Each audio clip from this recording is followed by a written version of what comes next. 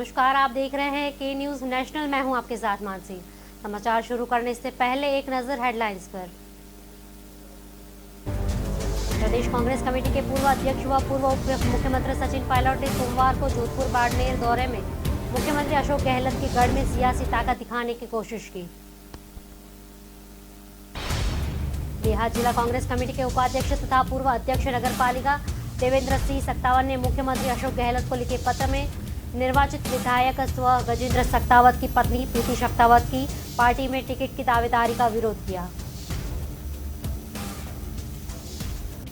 गत दिनों बाढ़ के कारण कोटा संभाग के हजारों मकानों को नुकसान पहुंचा। सब कुछ तबाह होने के कारण कई लोग बेघर हो गए। केंद्रीय वित्त मंत्री निर्मला सीतारमण ने सोमवार को नेशनल मोनेटाइजेशन पाइपलाइन लॉन्च की। कोरोना काल सहित अन्य विषम परिस्थितियों में केंद्र सरकार द्वारा दी जाने वाली आर्थिक सहायता से वंचित रहे असंगठित मजदूरों को अब जल्द ही सरकारी योजना का लाभ मिलेगा। प्रदेश कांग्रेस कमेटी के पूर्व अध्यक्ष व पूर्व उप मुख्यमंत्री सचिन पायलट ने सोमवार को जोधपुर बाड़मेर दौरे में मुख्यमंत्री अशोक गहलोत के गढ़ में सियासी ताकत दिखाने की कोशिश की।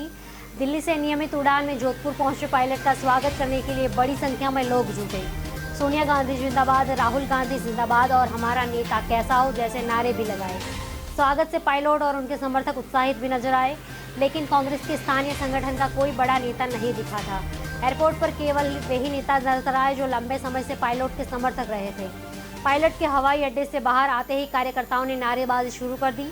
सुरक्षा कर्मियों व नेताओं की सुरक्षा घेरा बनाकर पायलट को उनके वाहन तक पहुंचाया। फिर पायलट ने गाड़ी खड़े होकर अभिवादन स्वीकार किया और मालाएं गुलदस्ते ग्रहण किए। कुछ लोगों ने हाथ मिलाए। करीब 5 मिनट तक कार्यकर्ताओं से पायलट घिरे रहे। नारेबाजी के बीच पायलट हवाई अड्डे से ही बाड़मेर जिले के बालोतरा के लिए रवाना हुए। उन्होंने पूर्व राजस्व मंत्री व गुड़ामलानी के विधायक पद से इस्तीफा भेजकर हेमाराम चौधरी के मुलची की ढाणी स्थित पैतृक आवास पहुंचकर चौधरी के भाई का निवेदन पर संवेदना व्यक्त की।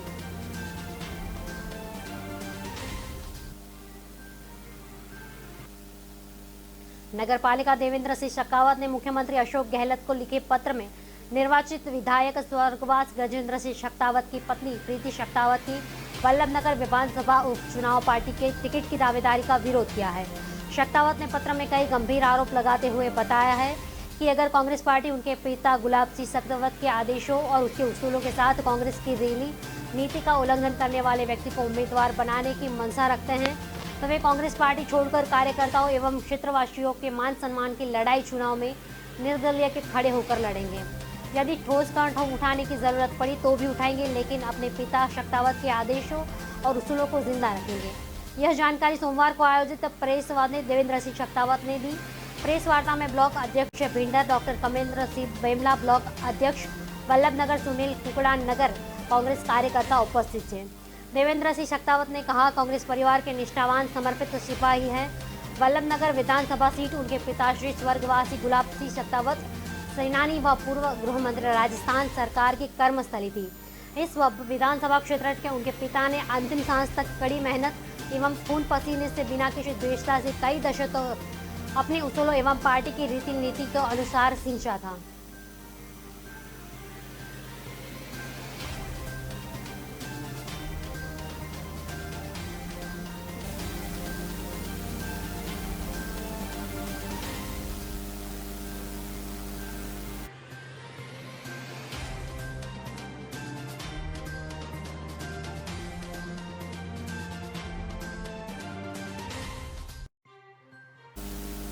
गत दिनों बाढ़ के कारण कोटा संभाग के हजारों मकानों को नुकसान पहुंचा था। सब कुछ तबाह होने के कारण कई लोग तो बेघर हो गए थे।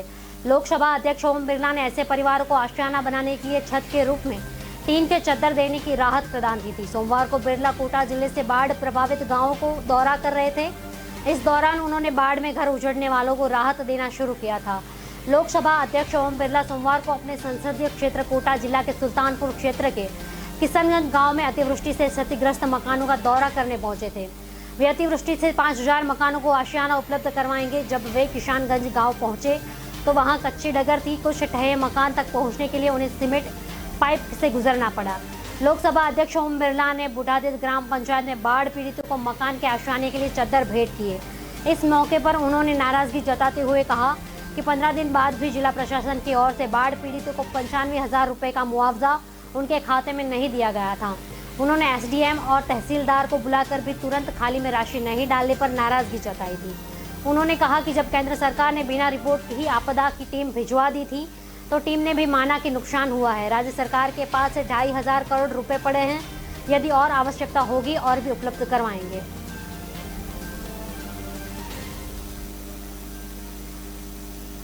केंद्रीय वित्त मंत्री निर्मला सीतारमण ने सोमवार को नेशनल मोनेटाइजेशन पाइपलाइन लॉन्च की। इसके तहत विभिन्न क्षेत्रों की सरकारी संपत्तियों में से हिस्सेदारी बेचकर या संपत्ति लीज पर देकर कुल 6 लाख करोड़ रुपए जुटाने का लक्ष्य है। वित्त मंत्रालय ने सोमवार को इसका पूरा खाका पेश करते हुए बताया कि लीज पर देने की प्रक्रिया 4 साल यानी 2025 तक चरणबद्ध तरीके से चलेगी। निर्मला ने साफ किया कि जिन रोड, रेलवे स्टेशन या एयरपोर्ट को लीज पर दिया जाएगा उनका मालिकाना हक सरकार के पास ही रहेगा। लीज एक समय सीमा तक रहेगी, इसके बाद पूरा इंफ्रास्ट्रक्चर सरकार के पास आ जाएगी। जिन संपत्तियों की हिस्सेदारी निजी हाथों में सौंपी जाएगी उनमें राजस्थान के 14 हाईवे और जोधपुर उदयपुर एयरपोर्ट भी शामिल है। बता दें कि जयपुर एयरपोर्ट पहले से ही निजी हाथ में है। इसके अलावा रेलवे में प्राइवेट पार्टनर की साझेदारी से ट्रेन चलाने के लिए देश में 12 क्लस्टर का चयन किया है, इनमें जोधपुर भी शामिल है। भारत नेट की 2.86 लाख किमी लाइन व BSNL के टावर को दी जाएगी। इसमें जयपुर BSNL ऑफिस भी शामिल किया गया है। 8 होटल भी लीज पर दिए जाएंगे या हिस्सेदारी बेची जाएगी। इनमें दिल्ली की होटल अशोक व होटल सम्राट भी शामिल है।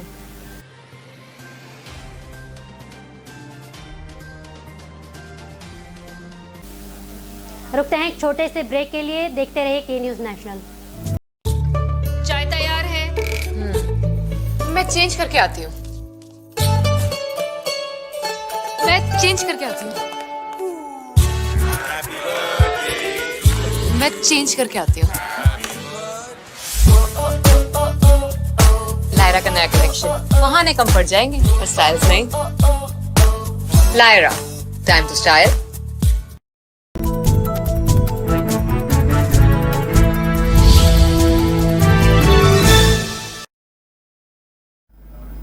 ब्रेक के बाद आपका स्वागत है। अब देखते हैं आगे की खबरें।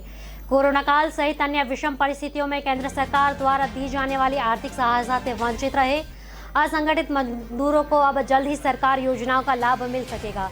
इसके लिए पहली बार केंद्र सरकार की ओर से शुरू की जा रही असंगठित श्रमिक कार्ड योजना के जरिए देश भर के प्रत्येक असंगठित मजदूर को UNN कार्ड बनाए जाएंगे। अलवर जिले में करीब 10 लाख मजदूरों को इस योजना से जोड़ा जाएगा। इससे सरकार के पास असंगठित श्रमिकों का पूरा रिकॉर्ड रहेगा और समय समय पर दी जाने वाली सुविधाओं का लाभ मजदूरों को मिल सकेगा। प्रधानमंत्री नरेंद्र मोदी 26 अगस्त को दिल्ली में इस योजना का शुभारंभ करेंगे।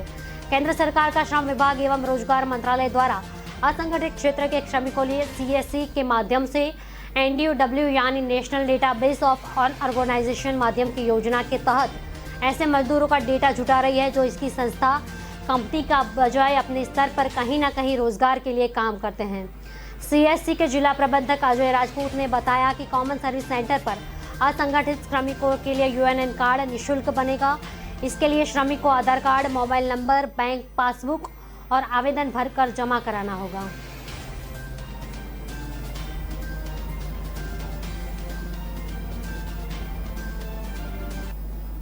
खेलना शुरू किया तो रिजल्ट भी आने लगे। कदकाठी अच्छी होने के उन्हें फायदा मिला। मजबूत कंधों से जब भाला फेंकते तो नेशनल लेवल पर मेडल भी जीतते रहे। अपने खेल की बदौलत सुंदर आर्मी से जाकर देश की सेवा करना चाहते थे, लेकिन एक हादसे ने सुंदर के इस सपने को पूरा होने नहीं दिया। 2014 में हुए एक एक्सीडेंट ने सुंदर का कंधा और कॉलर बोन फ्रैक्चर कर दिया था। पहली चोट से उबर पाता इससे पहले 2015 एक और दुर्घटना में सुंदर की कलाई कट गई। इन दोनों हादसों की वजह से सुंदर को करीब 1.5 साल तक बिस्तर पर रहना पड़ा। आर्मी में जाने का सपना टूटता देख सुंदर की सभी उम्मीदें जवाब देने लगी थी, लेकिन जिनके हौसले बुलंद हैं उन्हें कौन रोक पाता है। सुंदर के कोच महावीर सैनी ने उनका हौसला बढ़ाया और पैरा ओलंपिक के लिए तैयार किया। सुंदर ने हार नहीं मानी और 1 साल के भीतर खुद को ओलंपिक के लिए तैयार कर लिया और क्वालिफाई कर लिया था। बात राजस्थान के करेली में रहने वाले सुंदर सिंह गुर्जर की हो रही है। 25 साल के सुंदर टोक्यो पैरा ओलंपिक में शामिल होने जा रहे भारत के 54वें खिलाड़ी में शामिल थे। सुंदर ज्वेलिंग थ्रो की 46 किलो भार कैटेगरी में भाग ले। यह सुंदर का दूसरा पैरा ओलंपिक था। इससे पहले 2016 में रियो ओलंपिक में भाग लिया था तब वे मेडल नहीं जीत सके थे, लेकिन इस टोक्यो में उनकी दावेदारी प्रबल है। सुंदर का परिवार खेती करता है। जिस हेलीकॉप्टर से गहलोत बचे उसे नहीं मिल रहा खरीदार। आज से 10 साल पहले जिस अगस्ता हेलीकॉप्टर ने मुख्यमंत्री अशोक गहलोत बाल बचे थे, उस हेलीकॉप्टर को अब कोई खरीदार नहीं मिल रहा है। राजस्थान सरकार ने इस अगस्ता हेलीकॉप्टर को 12वीं बार बेचने का प्रयास कर रही है। पिछली बार इसकी रिजर्व प्राइस 4.5 करोड़ रखी थी, लेकिन इस कीमत पर वह नहीं बिका। अब इसकी कीमत और कम करने की तैयारी है। राजस्थान सरकार ने बीजेपी राज के वक्त 2005 में इसे 30 करोड़ में खरीदा था। दिसंबर 2011 से यह हेलीकॉप्टर स्टैंड हैंगर पर खड़ा है और धीरे धीरे इसकी कीमत घटती जा रही है। पहले इस हेलीकॉप्टर को सरकार 14 करोड़ मिल रहे थे, लेकिन सौदा अटक गया था। पिछले 8 साल में हेलीकॉप्टर को बेचने के लिए लगातार प्रयास किए जा रहे थे, लेकिन यह हेलीकॉप्टर नहीं बिक सका था। अगस्ता कंपनी के इस पुराने हेलीकॉप्टर बदले कुछ ऐसा पैसा लेकर नया हेलीकॉप्टर देने की पेशकश की थी, लेकिन यह प्रस्ताव भी खारिज कर दिया गया था। स्ट्रेट हैंगर में खड़ा अगस्ता हेलीकॉप्टर मेंटेनेंस नहीं हुआ, इसकी कीमत लगातार घट रही है।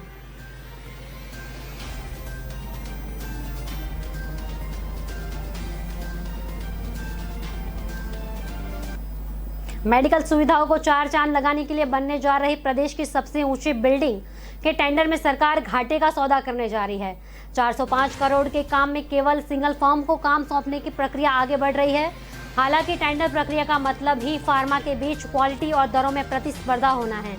ऐसे में यहाँ जब एक फर्म की हिस्सेदारी, तो दोनों जगह घाटे का सौदा होने की गुंजाइश बढ़ गई है।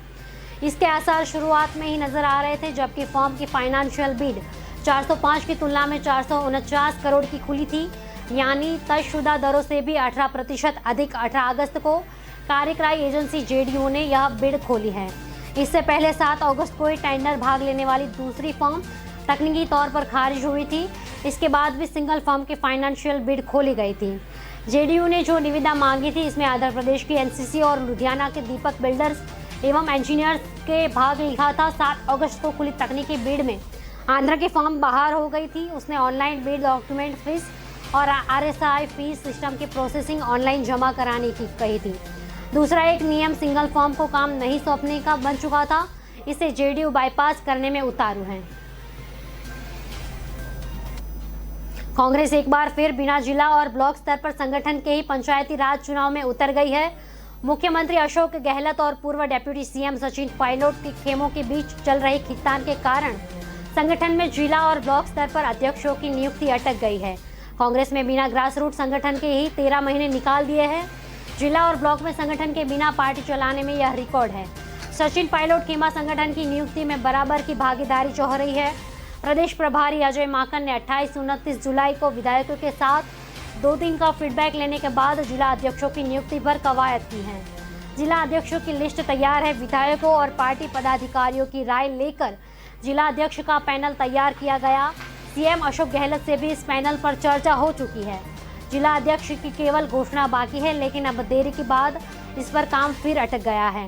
कांग्रेस के पिछले साल पूर्व डिप्टी सीएम सचिन पायलट की बगावत के बाद 14 जुलाई को कांग्रेस की प्रत्यक्ष को लेकर जिला और ब्लॉक स्तर की कार्यवाही नियुक्त नहीं हो पाई थी। कोरोना के बाद म्यूकरमाइसिस या ब्लैक फंगस बीमारी से पीड़ित मरीजों में खौफ नजर आ रहा है। अब तक प्रदेश में 165 मरीज लागा हो गए हैं। जयपुर समेत अजमेर, जोधपुर, उदयपुर, बीकानेर, झालावाड़, भीलवाड़ा, भरतपुर से मरीजों को पता लगने के बाद जबड़ा, गाल और आंख में फंगस के बाद ऑपरेशन के डर के मारे लामा अस्पताल हो गए हैं। हैरानी की बात यह है कि एक तरफ तो डॉक्टर ऑपरेशन करने की योजना बनाते रहे, वहीं परिजन झूठ बोलकर मरीजों को गुप्त तरीके से ले गए हैं। शहर में तकरीबन 2000 मरीज लामा हुए। अलग अलग राज्यों में लामा होने के कारण भी अलग अलग हैं। सबसे ज़्यादा लामा होने वाले मरीजों में गुजरात पहले स्थान पर, कर्नाटक दूसरे और महाराष्ट्र तीसरे नंबर पर है। प्रदेश के अस्पतालों में लामा कर ले जाने वाले मरीजों के परिजन ने मोबाइल नंबर, घर का पता तक सही नहीं लिखाया। ऐसे में मॉनिटरिंग सिस्टम फेल साबित हो रही है।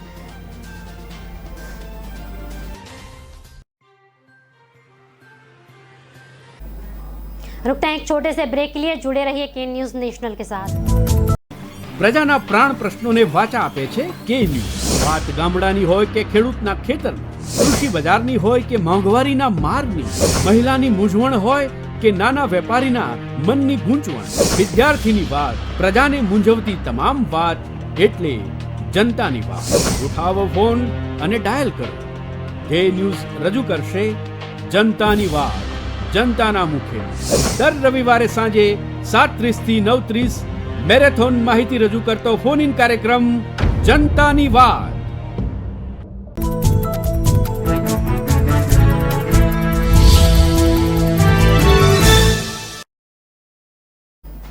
ब्रेक के बाद आपका स्वागत है। तो देखते हैं आगे की खबरें। सरकार ने 3 साल बाद तृतीय श्रेणी शिक्षकों के तबादले खोले हैं। तबादलों के लिए शिक्षा विभाग की ओर से ऑनलाइन आवेदन मांगे जा रहे हैं। आवेदन के लिए अब केवल 2 दिन शेष बचे हैं। तबादले के इच्छुक शिक्षक 25 अगस्त तक आवेदन कर सकते हैं। आवेदन की प्रक्रिया 18 अगस्त से प्रारंभ हुई थी। अब तक तबादले के लिए 65,000 से अधिक शिक्षकों ने आवेदन कर दिया है। विभाग ने सभी जिलों के शिक्षकों की तबादला आवेदन की छूट प्रदान की है। इसमें टीएसपी और प्रतिबंध जिला के शिक्षक भी शामिल थे। माना जा रहा है कि यह आंकड़े 80,000 के पास जा सकते हैं। गाइडलाइन तैयार करेगा। शिक्षा मंत्री गोविंद सिंह डाटेश्वरा ने कहा था कि तबादले की अंतिम तिथि के बाद विभाग खाली पदों और आवेदनों की संख्या का अध्ययन कर एक गाइडलाइन तैयार करेगा। इस गाइडलाइन को लेकर मुख्यमंत्री से चर्चा की जाएगी। 15 सितंबर से पहले ही तबादले की प्रक्रिया कर ली जाएगी। विशेष शिक्षकों को आवेदन करने में परेशानी हो रही है। फेडरेशन ऑफ डिसेबल राइट्स के देवेंद्र कुमार का कहना है कि ऑनलाइन आवेदन के समय यह नहीं दर्शाया जा रहा कि किस स्कूल में कितने दिव्यांग बच्चे हैं और स्कूलों में दिव्यांग बच्चों की संख्या दर्शाई जाए तो विशेष शिक्षक उस शिक्षक के लिए आवेदन कर सकता है। जिले की 11 पंचायत समितियों के 225 सदस्यों और जिला परिषदों के 29 सदस्यों के लिए चुनाव हो रहे हैं। यहाँ 26 अगस्त को महुआ, सिकराय व बेजूबाड़ा तहसील क्षेत्रों में होने वाले प्रथम चरण के मतदान का प्रचार शाम 5 बजे थम जाएगा। प्रचार के अंतिम दिन भाजपा व कांग्रेस, बसपा समेत निर्दलीय प्रत्याशियों ने वोटर को लुभाने में पूरी ताकत झोंक दी है। प्रत्याशी अपनी जीत की जुगत में घर घर जाकर मतदाताओं से वोट मांग रहे हैं। वहीं दूसरी ओर पार्टियों के नेता जिले के सभी जगह अपनी अपनी पार्टी को जीत का दावा कर रहे हैं। हालांकि इस चुनाव में जीत का सेहरा किसके सिर बंधेगा यह तो परिणाम आने के बाद ही साफ होगा, लेकिन पार्टियों के नेता अपना अपना राग आलाप रहे हैं। कांग्रेस और भाजपा के नेता जिले में सभी जगह जीत की बात कह रहे हैं। चुनाव का परिणाम क्या रहेगा यह तो मतदाता ही तय करेगा।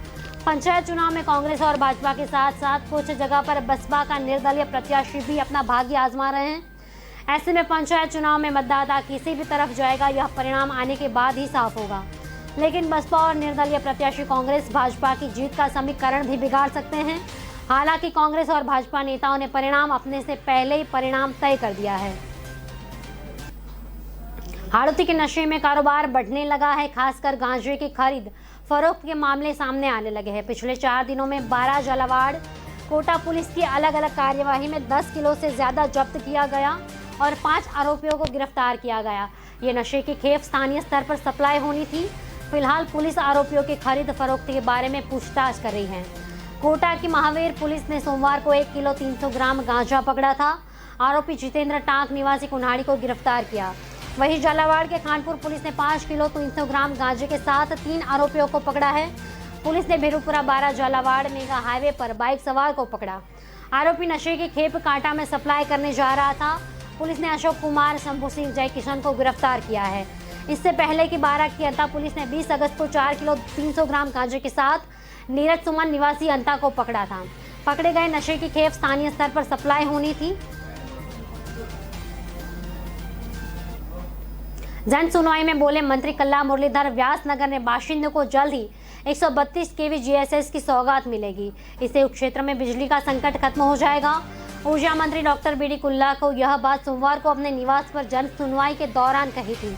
उन्होंने कहा था कि पिछले 2.5 वर्षों में सड़क, पेयजल तथा की दिशा में अनेक कार्य हुए हैं। प्रदेश भर में महात्मा गांधी अंग्रेजी माध्यमों का स्कूल प्रारंभ किया जाएगा। इन स्कूलों में लगभग 3 लाख बच्चे अध्ययन कर रहे हैं। अनेक स्कूलों को क्रमित किया गया है। युवाओं को रोजगार के लिए नए अवसर मिल रहे हैं। उन्होंने कहा है कि इस अवधि में बीकानेर का भी अनेक सौगात मिलेगी। मुख्यमंत्री ने इस वर्ष बजट बीकानेर का डेयरी साइंस, पब्लिक हेल्थ तथा आयुर्वेद महाविद्यालय खोलने की घोषणा की है। अधिक गुणवत्ता युक्त बिजली मिल सकेगी। वहीं वर्ष 2052 में पेयजल आवश्यकता को ध्यान में रखते हुए बीकानेर शहर के बृहद पेयजल परियोजना के तहत लगभग 600 करोड़ रुपए का कार्य किए जाने पर है। इस अवसर पर उन्होंने मुख्यमंत्री चिरंजीवी स्वास्थ्य बीमा योजना के बारे में बताया तथा कहा कि देश के इतिहास में पहली बार ऐसी योजना का प्रारंभ हुआ है जो प्रदेश के करोड़ों परिवार को जांच लाख रुपए तक के स्वास्थ्य बीमा का निःशुल्क लाभ दे रही है। जयपुर में अजमेर नेशनल हाईवे पर कमला नेहरू नगर पलिया के पास 6 जून की आधी रात को एक युवती से गैंगरेप हुआ। एक आरोपी ने उत्तर प्रदेश में पकड़ा गया था। जयपुर में भांकरोटा थाना पुलिस ने 1200 लोगों से पूछताछ के बाद सोमवार को इन सनसनीखेज गैंगरेप का खुलासा किया था। पिछले 2.5 महीने से ज्यादा समय से फरारी काट रहा दुष्कर्म का आरोपी रक्षाबंधन के दिन अपनी बहन से राखी बंधवाने के लिए उत्तर प्रदेश के कासगंज गांव पहुंचा। तब सूचना मिलने पर पुलिस ने यूपी पहुंचकर आरोपी को पकड़ा। उसे सोमवार को जयपुर ले आए। पूछताछ के बाद उसे गिरफ्तार किया गया। जयपुर पुलिस ने कमिश्नरेट में डीसीपी रुचा तोमर को बताया कि गिरफ्तार आरोपी प्रेमी सिंह थाना गंगोरी जिला अलीगढ़ उत्तर प्रदेश में है। वारदात में शामिल प्रेम सिंह का साथी आरोपी सुखलाल गुर्जर निवासी सेदपुर थाना सरवड़ जिला में है। जयपुर के नाहरगढ़ इलाके में रहने वाली 22 वर्षीय युवती 6 जून को सीसकोम के एक रेस्टोरेंट में पार्टी करने गई थी।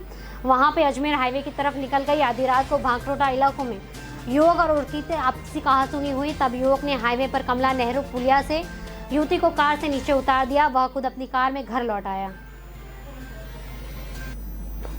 राजस्थान की खबरों में फिलहाल इतना ही। आगे की अपडेट के लिए देखते रहिए के न्यूज़ नेशनल। नमस्कार।